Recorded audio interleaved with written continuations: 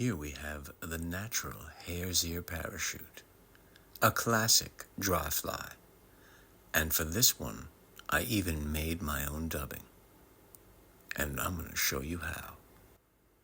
So grab a cup of chill as we sit back and go on the Vise with the FlyOlderGuy. Alright, so on the Vise, we're going to go with a size 14 dry fly hook. These are Togata Moonlit hooks. It's a barbless hook. It's got a nice shape to it there, you can see. And on the bobbin, we're going to load it up with a Danville.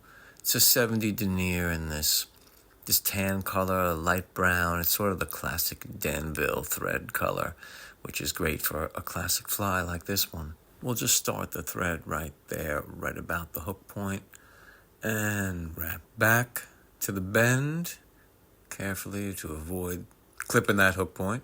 Grab your scissors and just trim off the tag end. And I'm just going to wrap up to cover that tag end and right to the bend right there. I really like to get that covered up. Wrap a little bit of a thread base back up towards that hook point and then leave the thread just behind it while I grab some of my tailing material, which in this case is going to be some Comparadun hairs. I like to have a decent sized tail there, so I'm going to get 10 to 12 hairs. I mean, at least 8. You want it to be noticeable. Here I'm just cleaning out some of the fluff and any broken hairs that I might have in there. Gonna place the hairs in the stacker and just give it a bunch of little taps. I like to tap it on the back of my hand there so it doesn't make banging noise on my table. Then I lift it up, grab those hairs by the tip, pull out any extra fuzz or any broken tips, make sure they're aligned. And I'm looking for about 1 shank length. That's what I like to do. Give the bobbin a counterclockwise spin so it'll kind of grab and pull back. And slowly and carefully I'm going to wrap back towards the bend and checking the tail as I go to make sure the hairs are straight. You can see they're curved a little bit away from me there, so I'm just going to pull them towards me and put a few more wraps to secure them, make sure they're nice and straight there, and then wrap back up really just to that hook point again, and we can gather those hairs up, the butt ends, trim them off, and then we're gonna just continue our thread forward, cover up the butt ends there, and build a little bit of a thread base right up towards the hook eye, and then back about a third of the way back. There we're going to grab some polypropylene yarn. This is the nice floating yarn, and we're going to secure it right there where we left our thread with 4 or 5 nice tight wraps. You can see that the thread base that we had helps it not slip, so I move the thread right in front and give it a few wraps there, and then I'm going to twist. I'm going to twist this yarn and then pull it down, and it's going to twist around itself and create sort of this tall post on its own. And you can see that it slipped around a little bit, and this is going to happen. This yarn kind of has a mind of its own. So I worked it back towards the front side and wrap it in again, 5, 6 nice wraps. Make sure it's secure, and we're just going to trim off that front end real nice and close, and then we're going to trim off the back end. This can get a little tricky with those hairs from the tail. The Comparadun wants to get trimmed. It wants to be in the way, so got to use the tip of the scissor to push it out of the way and carefully just trim it off, a little bit at a time if you got to. And then you got to, you got to do what you got to do. So we got to get all these little fibers out of here. It's going to take a minute, so, take your time. Because, in the long run, you want it to look decent. You don't want any weird strands of polypropylene yarn sticking out. So we'll just trim off that last little bit And we'll start to wrap it all down, all these little butt ends of the yarn in the front. Wrap that down, then go over to the back, and we'll secure all those ends. And then what I'll do here is I'll start to build up my post. And you can see I sort of work that thread up. We're going to go up about 1/4 of an inch, but once you get that base nice, you could really pull on it, and I'm kind of using it to get a little bit more thread, sort of advance my thread out of that bobbin there. And I know that that post is nice and strong. Working my way back down to the fly itself, and then we're just gonna start to wrap back a little bit more just to kind of get that taper, and then back up to the post again, and then hop up to the front. And here's where I differ a little bit from a lot of other people who tie these. I'm gonna tie the hackle in right now. So we're gonna choose for this size 14 hook. We're gonna go with a size 14 hackle. This is just proud of a 16 here on the gauge. And you can see I've stripped off a bit of the stem there. Enough, let's say it's 3/8 of an inch, so I have about 1/8 of an inch after I tied up the post. I've secured it in the front, and then just hop that thread to the back side and start to work it up the post. It's a little, like I said, it's a little different than other people who tie these, and the feather might be annoying there, this hackle in the front, but then it's there, and you can just go straight through with the rest of your material and your dubbing, and then work, and you don't have to stop to secure the hackle on the post. It's done.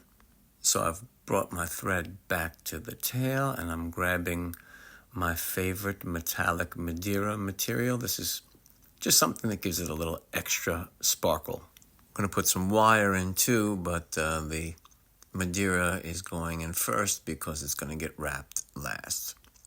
So I put it in, give it one loose wrap, and you can see then I pull it back and get it into position, and then proceed to really lock it in with the thread, leaving the thread there right behind the hook point. Again, that's sort of my tie-in point. Here we have some small wire. This is a small silver wire, and it's already kind of ready to snap into a nice 2-inch length. So I get that, and again, 2 loose wraps, and I can pull that into position and then begin to lock it in place, wrapping back to about the beginning of the tail, and then forward a bit to that hook point again. There's a lot of material kind of hanging out on the back there, so I try to get out of the way, but that wire is going to bounce around no matter what. So now we're going to make our dubbing. So it's a natural hare's ear dubbing. So here I have a hare's mask, and I'm trimming it right by the ear, really just to be, extra. So I'm getting quite a few clumps out from around the ear, and I'm putting them into, this is like a little coffee grinder or herb grinder, and just trimming out a bunch of little clumps. Now that hair is like straight from the mask, so it's going to be a little coarse, so I'm going to grab some of this, natural hair zonker strip, and we're gonna pull some of this off. Not a lot, but 2 nice clumps of this mixed in there is really going to give it that dubbing consistency that we're looking for. Nice natural, like guard hairs from the actual hare's mask, and then a bit of a softer, hair for the dubbing. So 4 or 5 little quick pumps on that, and there you go. You can see it's a nice natural dubbing. And because it's natural, you want to be a little bit more sparing with it. But I'm putting on about an inch-long noodle here, and it's a nice thin noodle.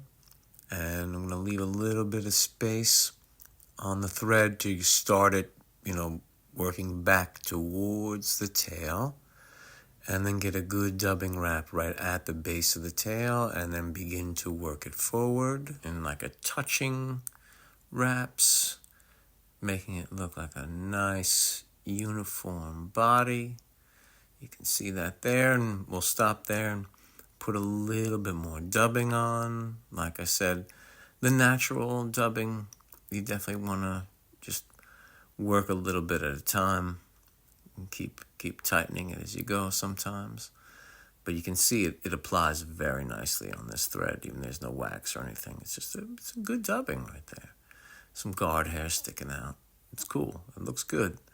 So we are building it up towards the post. Kind of a little bit of an overlap at this point to give it more of, getting towards that thorax look. And just a little bit more dubbing here. That's going to really help just like beef up this end right before we get to the thorax. And then it'll give us some nice surface area to start wrapping. We're going to put the thread on the bobbin cradle. And I'm going to wrap the wire first with some nice even wraps, taking my time.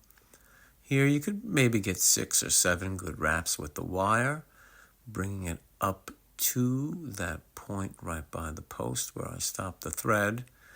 And you can kind of leave the wire hanging down. And then we'll get the thread behind the wire as close as we can. A couple good wraps there. And then pull it in front of the wire with a little wrap to secure it. And then once that is secure, we're going to trim it out. Now, if you don't have a rotary vise, be very careful.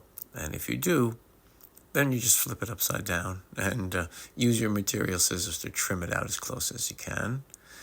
And after you trimmed it out, I'm just going to give it a couple thread wraps to cover up the butt end of that wire. Return the thread to the bobbin cradle, and then we're going to wrap our Madeira material. Now, I want to do it in the reverse direction, actually. So I reminded myself of that, and I'm going to try to go in between all the wire wraps. So I've done about 6 wraps up forward to that same point right behind the post, and I'm just going to take the thread, and again, 2 wraps behind my material and 1 wrap in front, nice and close. And that will secure the material, the Madeira material here, right behind the post. And then I can trim it out. So, got that nice and secure. And again, spinning it around with a rotary vise makes it a little bit easier for you on this trim out. So, it's all trimmed out and looking clean. Just a couple wraps over the butt ends of that Madeira. And then I'm going to start to dub up again to cover up the base of the post and up to the head. So a little bit of dubbing. This is maybe 1/2 inch of a noodle to start. Like I said, a little bit at a time. This natural dubbing, a little bit goes a long way. So a few wraps again behind the post, and then we'll advance it in front of the post, and then I'll put a little bit more dubbing on and build myself up a nice little dubbed head here. Now I'm trying to get it as thin as I can, and I know if I catch it and put a couple wraps on it, and then I can tighten it up again, use the tension from the dubbing on the actual on the hook there. And you can see now I'm just pulling back that dubbing and putting a little thread dam there behind the hook eye. And the hook eye is clear. I checked it there. That's one of my tricks to check the hook eye. I kind of put my fingernail behind it so I can see through. Now, I brought the thread back up against the post, and we're going to start to wrap downward. And I'm packing in as many wraps with this hackle as I can. So 6, 7 wraps on your way down. Whatever you can fit in is good. Now, I might have overlapped a couple, and I know I've caught some hackle fibers there, but that's all right. We've got a nice, heavily hackled post. Now, I've wrapped 2 around the top to secure it, and I like to go underneath the feather itself with one wrap. I feel like that helps the feather stand up and makes it easier to trim out. You can see it's kind of standing up there, and it's like ready to get trimmed out nice and close, and carefully trim it out. Now, like I said, I know I've trapped some hackle fibers. We can see them on the profile there, but we'll get to them a little bit later. For now, I just want to do the whip finish, and if I trap any other fibers, then we'll just trim them all at once. So we'll grab our whip finish tool, and we're going to do this horizontal whip finish that we do on parachute flies. And very carefully, I try to sneak it underneath the hackle each turn. I always do a 5-turn whip finish. So we're going to get 5 nice, careful turns around here. And you can see I bring the tool down and keep kind of holding it down and bring that thread up to the side before trimming it off nice and close. So we'll do the rest of our trimming. We'll trim off the top of the parachute, and we'll fluff it up a little bit here. That's a good length. You can make it a little shorter. I like to start it tall, and I can make it shorter if I have to. So now we'll get to these little extra fibers from the hackle that just stick down. Trim them out very carefully, a little bit at a time. And then I just, turn it to the side and I check the profile again and see if I got them all. Looks like there's 1 or 2 tiny ones right there. Yep, and we'll go in, we'll get them out. This is why you need a nice pair of scissors too. You need a nice sharp pair of scissors, but that looks pretty good. Looks like we got them all. We'll straighten out that tail. Something was sticking on there. And looks nice. Nice profile. So what we're going to do now is we're going to grab some head cement. This is a nice clear cement. I'm going to put a little bit on the bodkin there, and I take my bodkin, I just sort of pull a little bit of glue off the stem of that brush, and then I apply it to the base of the post, really just to seal up the threads and keep the post nice and secure. And let it dry for, a couple minutes more than I'm showing you here, but you want to leave it in that position so the glue will soak down into the post. And once it's dry, you're ready to roll. So that's it. A natural hare's ear parachute. Something that everyone should have in their box. It really is one of those classic dry flies. It works just about anywhere. So I hope you enjoyed the tie. Until the next one, stay fly.